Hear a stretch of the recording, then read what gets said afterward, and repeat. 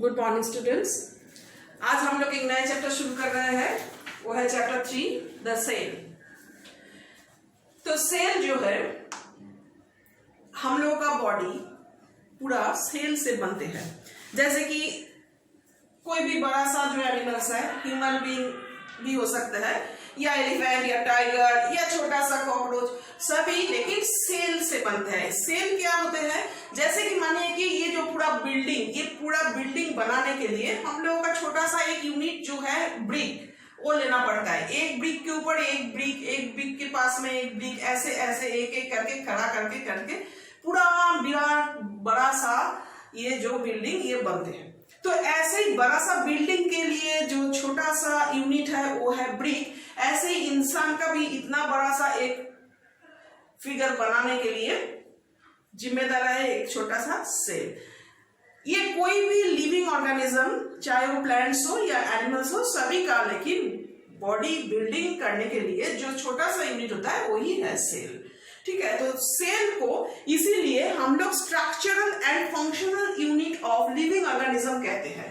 ये हम लोग का बॉडी का जो स्ट्रक्चर ये भी छोटा सा बनाते हैं वो, और काम भी करते हैं ये।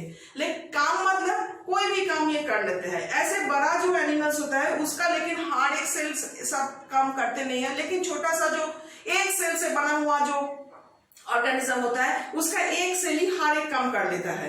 और बड़ा सा जो फिगर होता है जिसका, उसका लेकिन अलग अलग सेल अलग अलग काम करते हैं। जैसे हम लोगों का बॉडी में कई तरह की सेल होता है, मसल सेल कॉन्ट्रैक्शन रिलैक्शन के काम करते हैं, या जो ब्लड सेल ब्लड फ्लो करने में मदद करता है। ऐसे ही लिप्स का सेल खाना बनाता है, ऐसे प्लांट के लिए भी लिप्स का सेल खाना बनाता है, रूट का सेल मिनरल्स और वाटर शोक कर लेते हैं मिट्टी के अंदर से। तो ऐसे अलग अलग काम करते हैं, कभी अलग अलग काम करते हैं, लेकिन ये एक एक सेल सारा काम कर सकते हैं। जैसे एक सेल से बना हुआ एक एग्जांपल देखें, जैसे एमीबा नाम का एक यूनिसेलुलर ऑर्गेनिज्म है जिसका एक ही सेल होता है बॉडी में। वही डाइजेस्ट करता है, खाना खाते हैं, वही सांस लेते हैं, वही रिप्रोड्यूस करते हैं, वही रेस्पिरेशन करता है, वही आप लोग एक्सक्रीशन भी करते हैं। सारा काम वही एक ही सेल करते हैं, तो कर सकते हैं।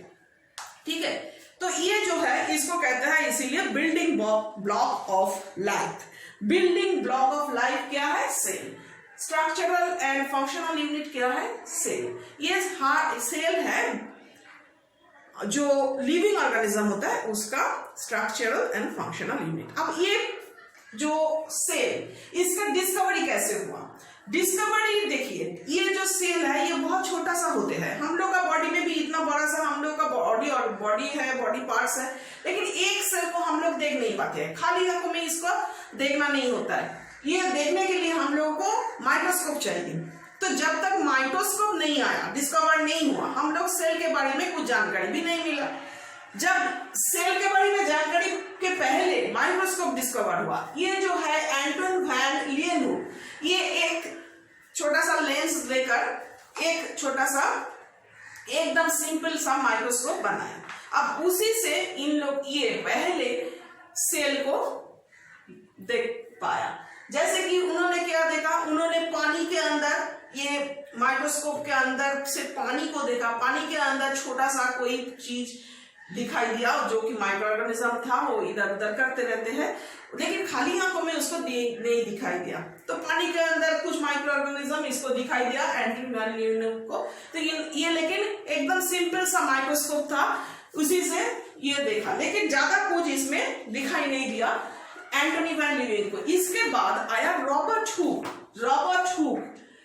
अगर आप लोगों को कहते हैं कि हु डिस्कवर्ड द सेल, तो this is the name you have to write on your answer sheet, that is Robert Hooke. On 1665 इन्होंने और भी एक अच्छा पावरफुल एक माइक्रोस्कोप डिस्कवर किया, एंड उसी माइक्रोस्कोप से उन्होंने कॉर्क जो है, वो एक प्लांट का है कॉर्क, लेकिन वो डेड सेल था, लेकिन उन्होंने कॉर्क के अंदर से अच्छे तरह से एक सेल के अंदर क्या क्या रहते हैं इन्होंने देखा, और देखा कि छोटा रूम के तरह, जैसे कि हानी बी के जो बी हाइव होता है उसके अंदर छोटा रूम रहते हैं, ऐसे रूम की तरह, जिसको नाम दिया उन्होंने सेल। तो तो इसीलिए इसी का नाम दिया सेल। ये जो छोटा छोटा हम लोग एक एक पास वो बैठ के वो पूरा कॉर्क तैयार किया था, तो वही छोटा छोटा ऐसे गुडूम जैसा था कॉर्क के अंदर, इसीलिए इसका भी नाम दिया सेल। इन्होंने नाम भी दिया, इन्होंने डिस्कवर भी किया।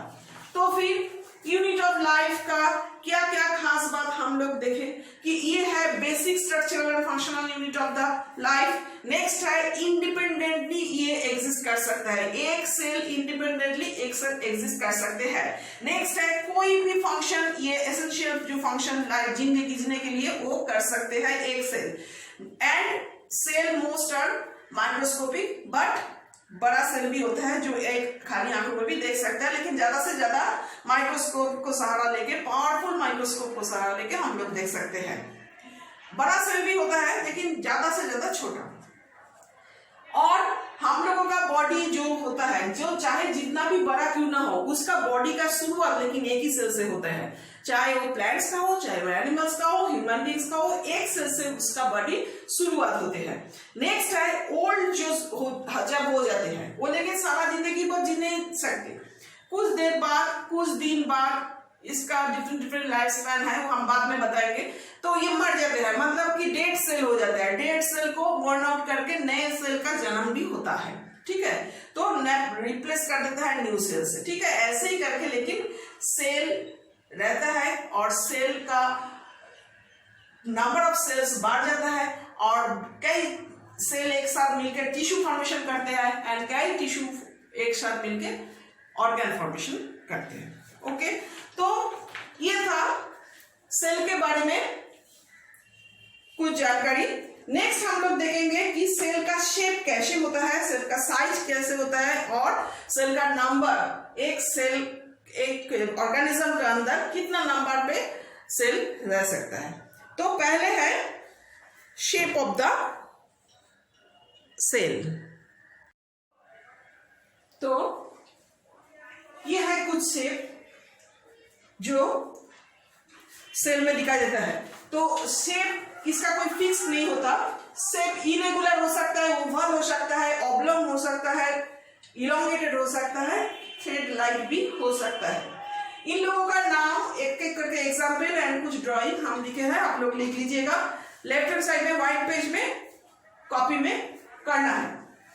इरेगुलर मतलब है इसका कोई फिक्स शेप नहीं है, क्योंकि ये अपना शेप बदल सकते हैं। जैसे एमीबा नाम का एक यूनिसेलुलर ऑर्गेनिज्म जिसका नाम हम पहले भी बोले हैं, वो यूनिसेलुलर ऑर्गेनिज्म है, वो अपना कोई फिक्स शेप नहीं है, वो उसको चेंज भी कर सकता है। ह्यूमन बॉडी में जो WBC होता है, मतलब व्हाइट ब्लड सेल, ये भी अपना शेप बदल सकते हैं।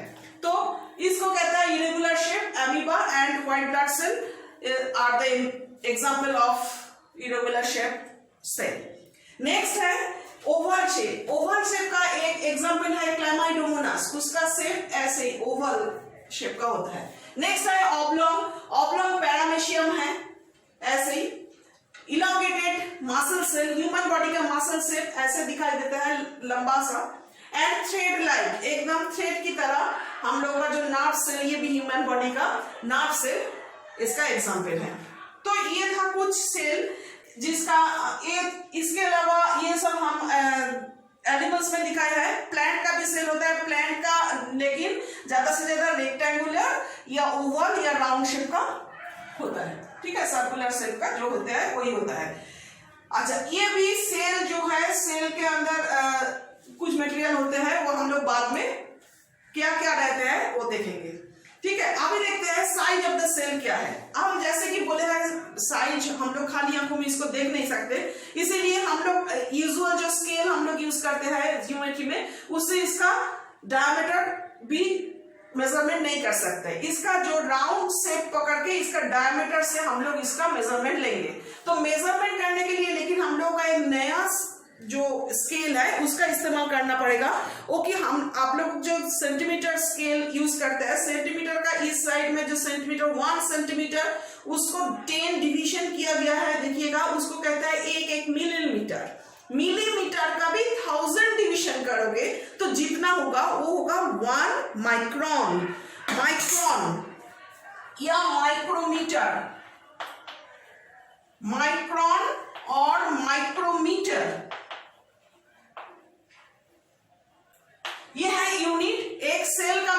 करने का यही यूनिट हम लोग इस्तेमाल करते हैं। तो यूनिट, ये जो सेल है, cell usually 3 micron to 30 micron, 30 micron usually होते हैं। इसके अंदर माइक्रोन का जो यूनिट हम लोग ऐसे रिप्रेजेंट करते हैं, तो माइक्रोन ऐसे रिप्रेजेंट करते हैं। 3 से 30 तक इसका डायमीटर हो सकते हैं। लेकिन सबसे छोटा, स्मॉलेस्ट जो है बैक्टीरिया सेल, एक सबसे छोटा होता है उसको, लेकिन उसका जो मेजरमेंट है वो 2 माइक्रोन है, 0.2।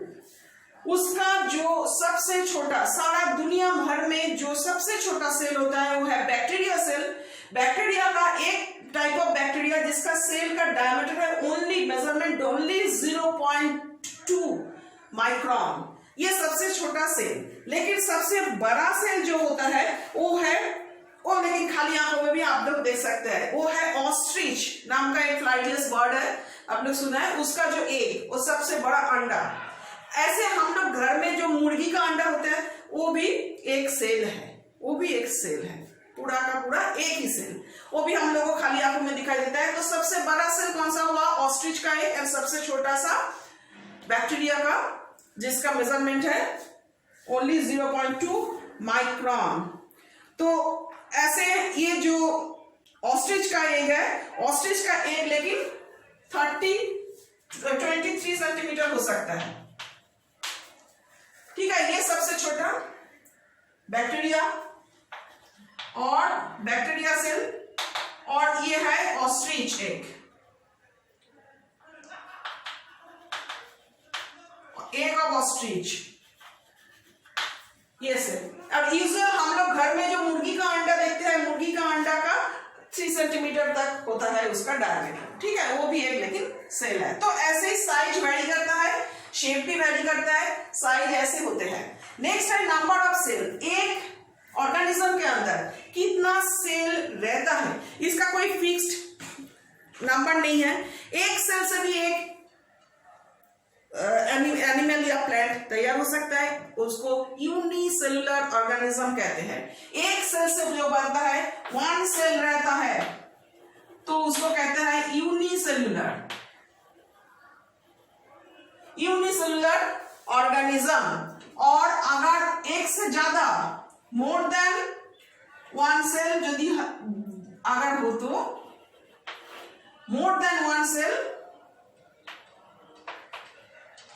होने से उसको हम लोग कहते हैं multi cellular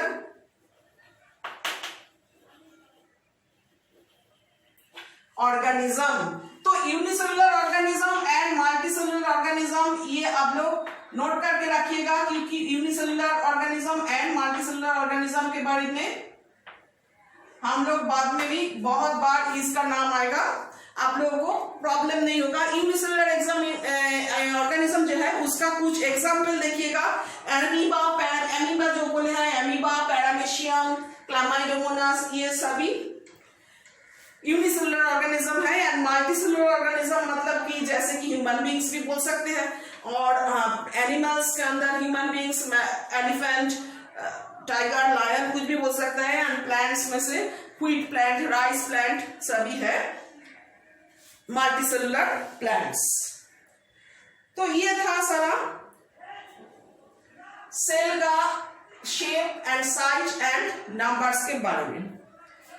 actually human body में आप लोग हम बोल रहे थे कि बहुत सारा सेल रहता है। अब ये सेल रह के सारा जिंदगी भर एक ही सेल नहीं रहता, कुछ सेल का लाइफ स्पैन कुछ होता है। ये लाइफ स्पैन लेकिन सबका एक जैसा नहीं होता है। ह्यूमन बॉडी में भी एक सेल का एक लाइफ स्पैन, वो उतना ही देर तक जिंदा रहता है, फिर मर जाता है, उसको रिप्लेस करके नए सेल आ जाते हैं उसी जगह पर।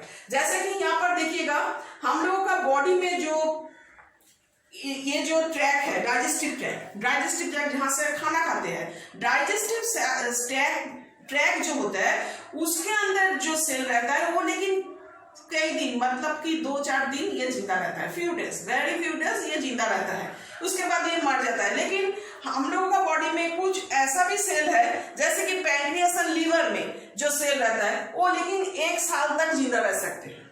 ठीक है, तो इसका भी कोई फिक्स लाइफ स्पैन नहीं है कि सेल कितना दिन जिंदा रहेगा, कब मरेगा, इसका कोई फिक्स टाइमिंग नहीं है, अलग अलग सेल के लिए अलग अलग टाइमिंग होता है, लाइफ स्पैन होता है। ओके, नेक्स्ट डे हम लोग सेल के बारे में ज्यादा जानकारी और भी लेंगे।